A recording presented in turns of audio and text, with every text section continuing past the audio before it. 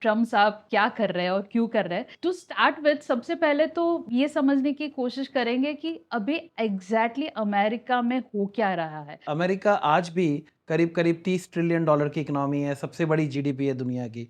But इसके बावजूद उसका डेट टू जीडीपी रेशियो यानी जितना उसका उधार है वो सबसे ज़्यादा है।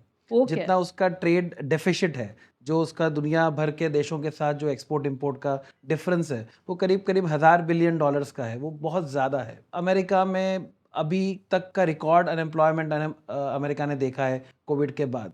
अमेरिका ने अब तक का कह लें कि सबसे ज़्यादा इन्फ्लेशन जो है उसकी हिस्ट्री में उन्होंने देखा है, वर्ल्ड वॉर टू के बाद ऑफ कोर्स। इनफैक्ट ऐसा कहा जाता है कि पिछले सालों में जो अमेरिका की पॉपुलेशन 20s में थी, यानी लेट 20s में थी, 25 to 30 के एज ग्रुप में थी, उन्होंने तो अपनी ज़िंदगी में पहली बार इन्फ्लेशन इतना देखा है। इसका दोष अमेरिका पे ही जाता है, दुनिया भर पे नहीं जाता है, बट फिर भी तो यो the condition is not so good if you want to summarise that. What are the factors which has led America to this condition? वो भी बहुत सारे फैक्टर्स हैं और वो over a period of time बड़े हैं।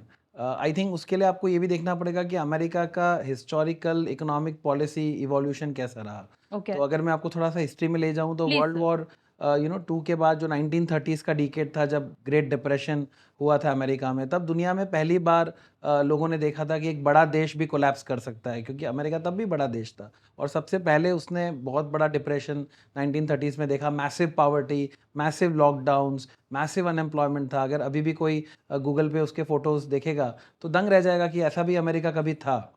तो अमेरिका ने उसके बाद एक बड़ा-सा एक प्रोपेगेंडा शुरू किया, जिसको रेगन प्रेज़िडेंट थे तभी, और उसके बाद इवन 80s में 90s में बहुत प्रमोट किया, जिसको हम ग्लोबलाइज़ेशन कहते हैं आज।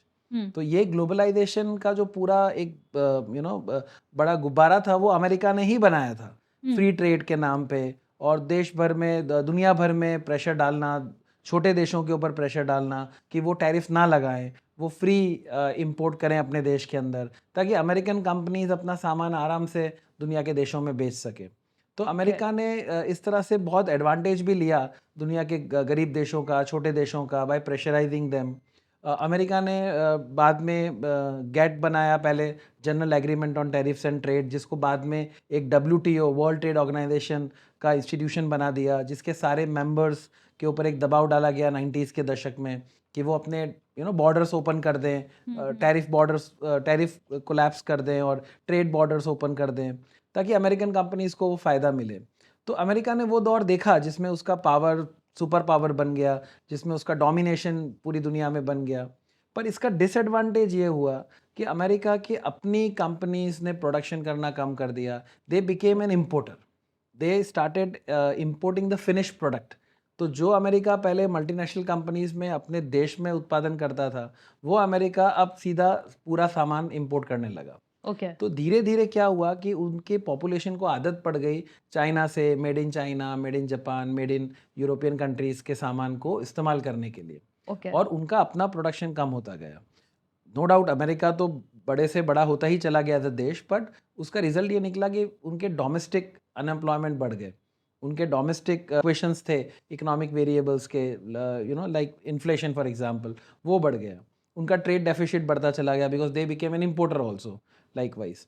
तो इस सब का कंपाउंडिंग इफेक्ट जो था, वो आज की परिस्थिति का एक बड़ा रीज़न है। फाइनेंस में हम सर ये जो कंपाउंडिंग इफेक्ट की आप बात राइट। कर रहे हैं, इसकी हम जनरली यही बात करते हैं कि अगर कंपाउंडिंग इफेक्ट है वो पॉजिटिवली यूज की जाए तो सही बात है। उसका भी जो बेनिफिट है वो अनलिमिटेड है। राइट। और अगर वो नेगेटिव हो रही है, हाँ। आपके खिलाफ जा रही है, तो उसका भी इम्पैक्ट बहुत बड़ा है। और राइट। शायद लग रहा है आपकी बातों से कि ये कंपाउंड इफेक्ट की जो नेगेटिविटी है वो शायद अभी सबसे बड़ा देश राइट। देख रहा है।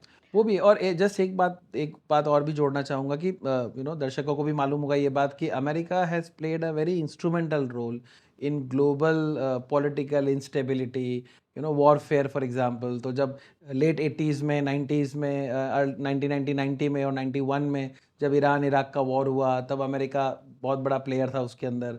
चाहे मिडिल ईस्ट की अनसर्टेनिटी हो, उसमें अमेरिका का बहुत बड़ा रोल है। चाहे तालिबान का मैटर हो, उसमें अमेरिका का बहुत बड़ा रोल है। तो अमेरिका ने हर बार दुनिया के देशों में अनस्टेबिलिटी क्रिएट करने के लिए कोई मौका नहीं छोड़ा, क्योंकि उससे उनको फ़ायदा होता था, उनकी डिफेंस इंडस्ट्री को फ़ायदा होता था। तो अमेरिका के लिए कहा जाता था कि वो किसी का दोस्त नहीं है, और आज भी वही सही है कि आज भी अमेरिका किसी का दोस्त नहीं है।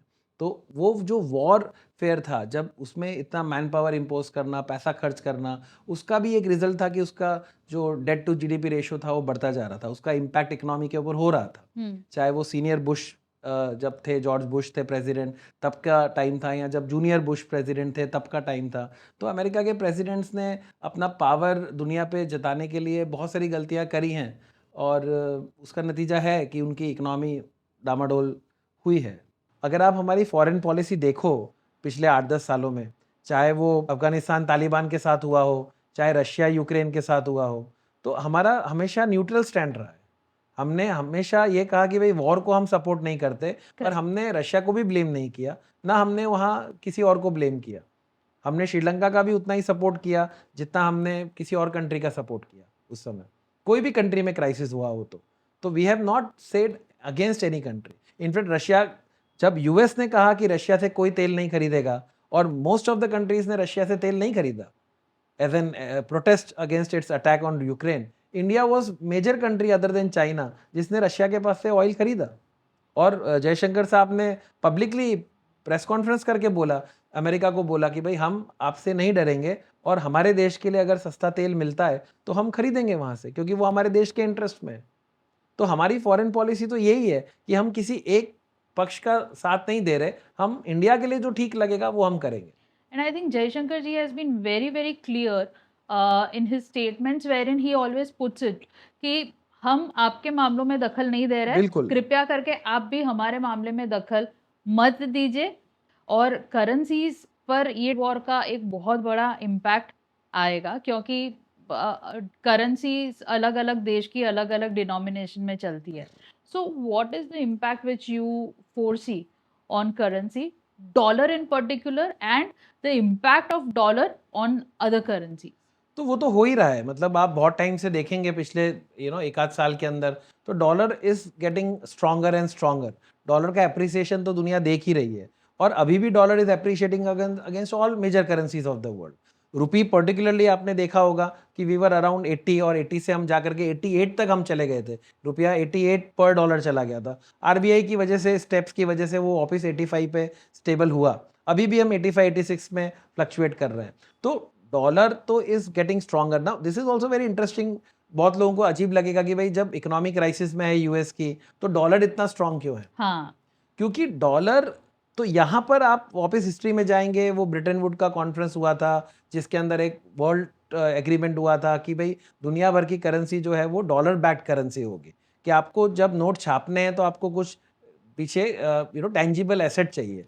so you are taking us back to 1944. Yes yes, Very interesting. Right. तो वो सिचुएशन थी कि जब ये डॉलर बैक्ड करेंसी का जमाना था। उसके पहले गोल्ड रिजीम था कि गोल्ड बेस्ड करेंसी होता था, कि सोना रख के नोट छापा जाता था। पर क्योंकि गोल्ड लिमिटेड सप्लाई में था, सब कंट्रीज उतना गोल्ड खरीद नहीं सकती थी, और इकोनॉमी बढ़ रही थी देशों की, उन्हें ज़्यादा गोल्ड चाहिए ज़्यादा नोट छापने के लिए, गोल्ड की सप्लाई लिमिटेड थी। तो ये कॉन्फ्रेंस में ये डिसाइड हुआ कि सब डॉलर को बेस बनाएंगे और उसके सामने करेंसी इशू करेंगे। तो डॉलर तब से एक ग्लोबल करेंसी बनने की शुरुआत उसकी हो गई। दूसरा, आप ये देखो कि जो 200 देश हैं दुनिया के, उनमें से करीब करीब 100 देशों को तो अमेरिका डायरेक्टली डोनेशन देता है, एड देता है, या तो लोन देता है, और इन 100 देशों को वो लोन डोनेशन डॉलर में देता है। डॉलर में ही देता है। डोनाल्ड ट्रंप ने तो अभी कुछ डोनेशन बंद किए हैं कुछ कंट्रीज के, पर अब तक तो डॉलर में ही वो लोन दिया जाता था और डोनेशन दिया जाता था। क्यों अमेरिका डोनेशन देता था? हजारों बिलियन डॉलर्स का डोनेशन क्यों देता था? क्योंकि अफ्रीका के देशों को मिलता था, पाकिस्तान को मिलता है, बहुत देशों को मिलता है। Yes. क्योंकि उन देशों में जब डॉलर जाता है तो वो लोग उस डॉलर का क्या करते हैं? वो अमेरिका के पास से ही सामान खरीदते हैं। तो बेसिकली अमेरिका अपनी ही करेंसी देके अपना ही सामान बेचने की कोशिश करता था, और उसमें वो सक्सेसफुल रहा भी बहुत सालों तक। ठीक है, तो इसकी वजह से, और बाकी के जो 100 देश हैं वो डायरेक्टली और इनडायरेक्टली अमेरिका के साथ ट्रेड करते हैं, या वो अगर आपस में भी ट्रेड करते हैं तो वो डॉलर करेंसी यूज करते हैं, क्योंकि फिर डॉलर उनको काम आता है अमेरिका से ट्रेड करने के लिए। करेक्ट। तो चाह के या न चाह के दुनिया के सारे देश डॉलर को यूज करते ही हैं। अब इसको आप अलग रखिए अमेरिका की इकोनॉमी से। अमेरिका की इकोनॉमी चाहे अच्छा कर रही हो चाहे बुरा कर रही हो, डॉलर हमेशा अच्छा करेगा, क्योंकि डॉलर सारी कंट्रीज जो हैं वो यूज कर रही हैं। तो डॉलर अपने आप में एक प्रोडक्ट बन गया है, उसकी डिमांड सप्लाई अलग चल रही है, ओके उसका इकोनॉमी से कोई लेना नहीं है। तो इस वजह से डॉलर स्ट्रांग होता गया और बाकी की करेंसी डेप्रिशिएट होते गए। अभी भी यही सिलसिला चल रहा है, इसमें अभी तक कोई चेंज आया नहीं। अब ये फर्क पड़ा कि दुनिया के जो देश हैं वो डॉलर इकट्ठा करके, वो तो कर ही रहे हैं क्योंकि अब उनको ज़्यादा पे करना है, पर वो साथ साथ में गोल्ड भी कर रहे हैं। तो आप डॉलर के साथ अगर गोल्ड देखेंगे तो गोल्ड की में जो तेजी दिखी है पिछले 1 साल के अंदर, करीब करीब अब 90,000 के ऊपर 10 ग्राम का गोल्ड है, ठीक है। तो ये गोल्ड में इतनी तेजी क्यों आ गई? क्या लोगों ने ज़्यादा गहने पहनना शुरू कर दिया या सोने की चीज़ें खरीदना शुरू कर दी? नहीं, ये लोग नहीं खरीद रहे, ये दुनिया की रिजर्व बैंक्स खरीद रही हैं, दुनिया की सेंट्रल बैंक्स खरीद रही हैं।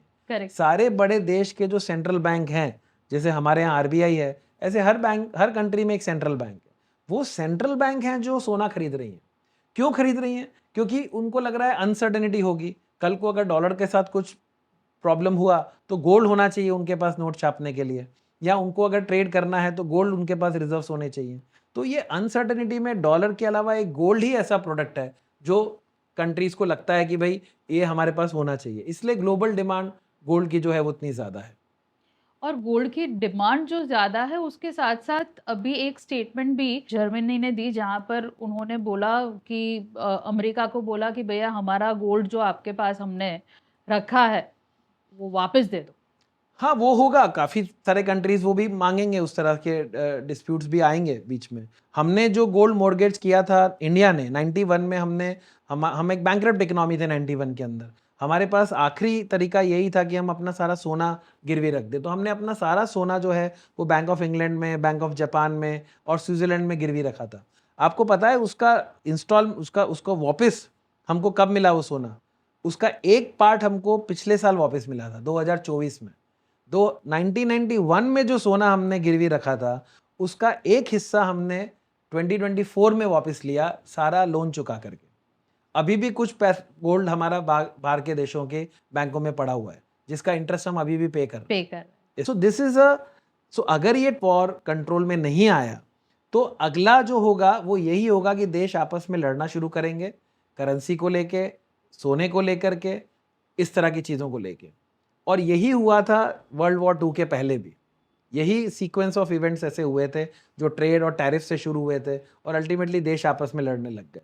तो वी डोंट नो क्या होगा फ्यूचर में, बट तरीका यही है, लड़ाई इसी तरह से आगे बढ़ती है। आर यू पहले trying to hint economics, something sir? मैं सिर्फ इतना बोल रहा हूँ कि economics leads to political instability and political instability leads to geographical disputes gradually. तो यही प्रोसेशन होता है उसका। तो इसको जितना जल्दी दुनिया ठीक कर सके उतना सबके लिए अच्छा होगा।